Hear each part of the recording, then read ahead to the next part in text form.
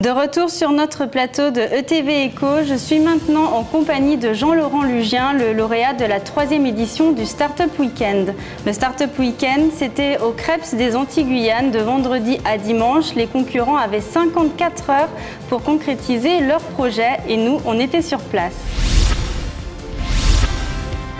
Samedi, 17h30, direction la terrasse du Crêpes pour retrouver les 7 porteurs de projets retenus vendredi soir sur 22 inscrits.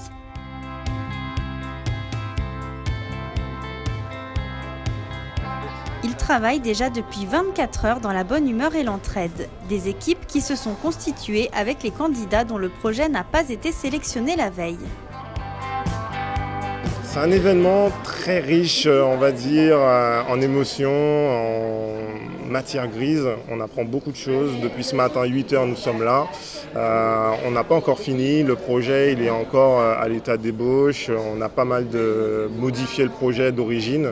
Donc c'est très intense comme activité, comme événement. Donc il faut avoir du courage et demain, on attaque la dernière ligne droite. Des candidats d'horizons divers sont présents, comme le prouve cette équipe de jeunes lycéens au projet original. L'entreprise, ça sera un camion qui se déplacera de plage en plage. Et dans ce camion, on pourra casser des choses. Ça a l'air bizarre, mais en fait, quand on est stressé, des fois on a besoin de casser des choses. Ça existe déjà en Amérique, sous le nom de Hunger ou Hunger Room. Et ça fait fureur. Donc j'ai entendu un reportage. J'ai écouté un reportage dans lequel il y a un Américain qui disait que s'il y avait plus de salles comme ça dans le monde irait mieux. Et après une journée de travail, la pression monte d'un cran. C'est difficile, c'est long, ça demande beaucoup de travail, de concentration et là on n'en peut plus parce que c'est énorme comme projet quand on est qu'au lycée. Pour aider les candidats et les aiguiller dans leurs projets, des coachs sont présents et les interrogations qui reviennent sont souvent les mêmes. La plus grande problématique qu'ils ont, c'est justement de savoir à quel besoin ils répondent. Donc la solution qu'ils vont proposer, c'est réellement de savoir à qui ils vont répondre et pourquoi ils le font aussi, surtout. Et il y a une deuxième problématique qui revient, c'est la partie finance. C'est comment financer le projet, comment gagner de l'argent, ce avec quoi je pars. Enfin bon, c'est toujours aussi c'est des choses qui reviennent très souvent.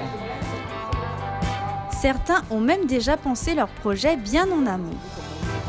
J'ai décidé d'y participer parce que j'ai un projet en commun avec des amis. Et du coup, on s'est dit, on vient là pour essayer de se donner une chance et pour voir ce que notre projet vaut. Et peut-être même gagner. C'est un défi déjà, dans un premier temps. Et puis ça permet aussi, dans un court délai, de voir si effectivement le business est fiable. Et si éventuellement ça peut répondre justement à la fameuse problématique qu'ils avaient en tête.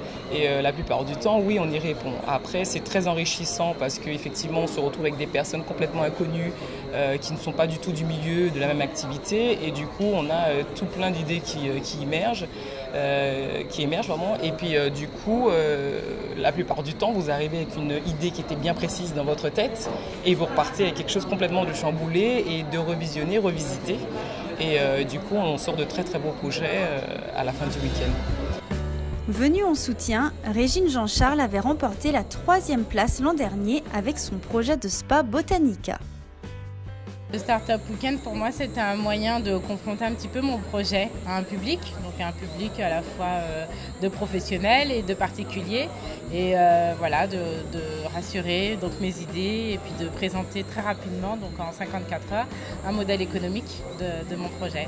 Alors, mon projet est en attente pour l'instant, puisque c'est une construction, c'est assez lourd, et on a pris un petit peu de retard, mais voilà, il est toujours en cours avec tous les conseils et toutes les recommandations que j'ai obtenues du week-end.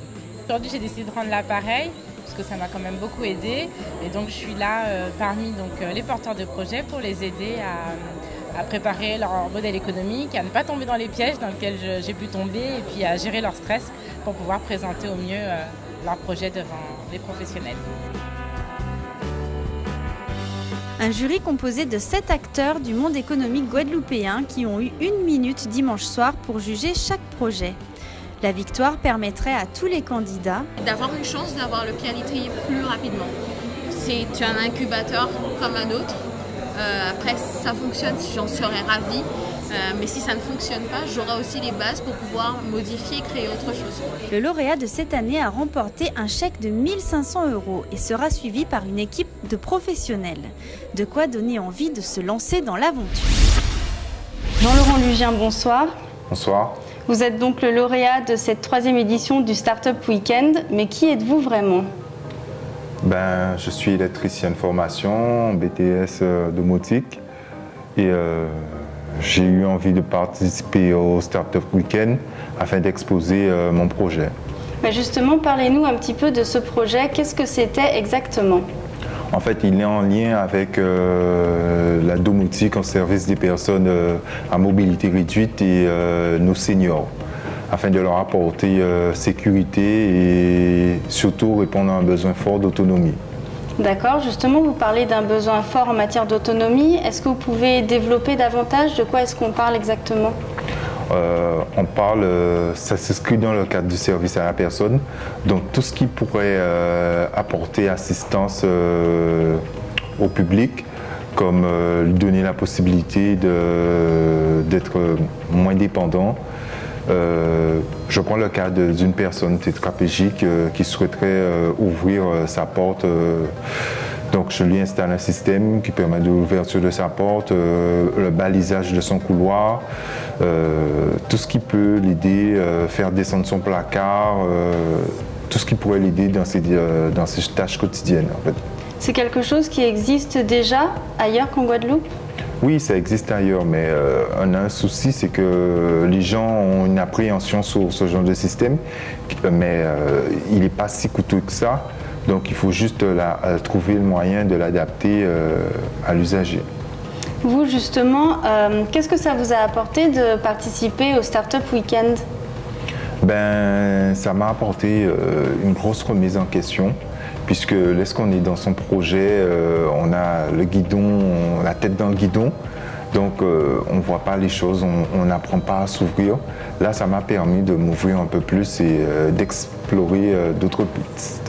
D'accord, justement, si on reparle du week-end, donc vous êtes arrivé vendredi soir, comment ça s'est passé exactement? Il y a eu beaucoup de stress et c'est là qu'on se rend compte que la sélection peut être dure dans la vie, quoi. Donc il faut être préparé. Est-ce que vous avez fait votre pitch et c'est votre projet qui a été sélectionné, c'est ça? Oui, mon projet a été sélectionné, je n'en espérais pas autant, mais ça a été quand même. Ensuite, il y a des personnes qui ont rejoint votre équipe et ensemble, vous avez monté ce projet pendant le reste du week-end, c'est bien ça? Oui, c'est ça. Comment ça s'est passé avec les autres? Quelle était l'ambiance? Donc, assez bonne, puisque j'ai pu bénéficier de leurs compétences. Oui. Et ça m'a permis de donner un coup de boost au projet. Qu'est-ce que ça vous a apporté, justement, l'aide des autres participants avec vous? Est-ce que vous pouvez me parler un peu des autres? J'ai eu l'occasion d'être avec une graphiste, donc ce qui m'a permis de faire le PowerPoint, donc des choses que je n'ai pas l'habitude, de comment avoir des stratégies de communication. Donc ça m'a permis de mieux être commercial sur ce projet. D'accord. Vous, justement, dans votre projet, vous vous sentez un peu seul ou vous êtes entouré? Comme ça fait une bonne dizaine d'années que je fais ça, donc en frappant à toutes les portes, on n'arrive pas souvent à se faire comprendre, d'où l'utilité de ce genre de projet.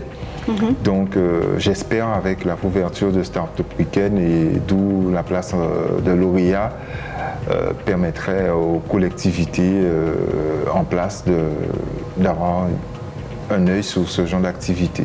D'accord. Vous avez déjà proposé ce projet aux collectivités, justement? Oui, mais comme c'est un service déjà qu'ils ne proposent pas en Guadeloupe, donc ce serait une occasion de réfléchir là-dessus. D'accord. Est-ce que vous pouvez m'expliquer un petit peu comment vous avez travaillé pendant le week-end? Est-ce que vous étiez fixé des objectifs à certaines heures? Est-ce que vous avez travaillé toute la nuit? Comment ça s'est passé? On a travaillé jusqu'à qu'on ne pouvait plus, puisqu'il fallait vraiment, on avait très peu de temps et il fallait aboutir, il fallait sortir du cadre de projet à quelque chose de fini pour la présentation. Donc ça nous a permis de vraiment creuser. Et la présentation, comment elle s'est passée? C'était trop court. C'était trop court, mais on a pu montrer l'essentiel. D'accord. Vous dites que c'était trop court, c'est-à-dire? Comme on a plein de choses à dire, donc le temps est toujours trop court en fait. Justement, 7 minutes pour présenter votre projet, est-ce que ça vous a permis de vous concentrer sur ce que vous devez présenter, notamment pour les collectivités?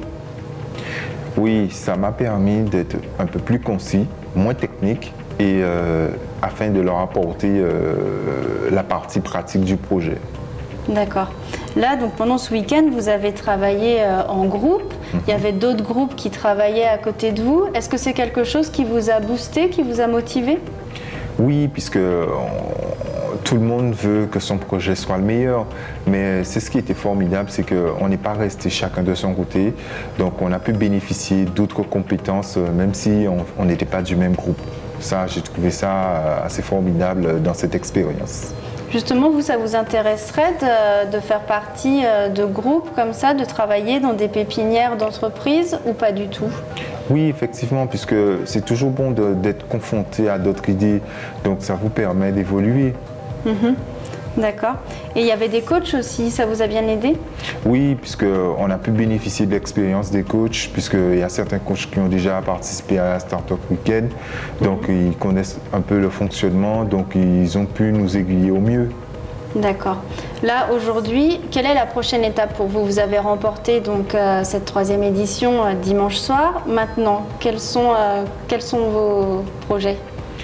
La prochaine étape, c'est la création de la structure, puisqu'elle n'est pas encore mise en place. Donc, je devrais rencontrer prochainement quelques acteurs forts afin de permettre que ce projet puisse décoller. D'accord. Vous trouvez que c'est compliqué aujourd'hui de monter une entreprise? Pas compliqué, mais le problème, c'est d'arriver à interpeller ceux qui peuvent nous aider à le faire. Est-ce que vous avez des craintes justement là pour le futur? Non, parce que le projet, c'est un projet qui est utile, voire même d'utilité publique. On ne peut pas laisser nos aînés ou les personnes à mobilité réduite sans répondre à leurs besoins. D'accord. Et qu'est-ce que vous diriez justement à ceux qui n'osent pas se lancer pour créer leur projet? C'est une bonne chose de se lancer. On a une idée. Si on a une idée, il ne faut pas rester juste sur une idée. Il faut avoir le courage de la confronter à d'autres idées. Et surtout, ça va nous apprendre à structurer mieux nos idées. D'accord. Donc vous ne regrettez pas du tout d'avoir participé au Startup Weekend? Non, c'est un événement à prendre en compte. D'accord. Et merci, monsieur Jean-Laurent Lugien, d'être venu sur notre plateau pour discuter avec nous. C'est moi qui vous remercie. C'est la fin d'ETV Éco. Merci de nous avoir suivis. On se retrouve bientôt sur ETV, évidemment.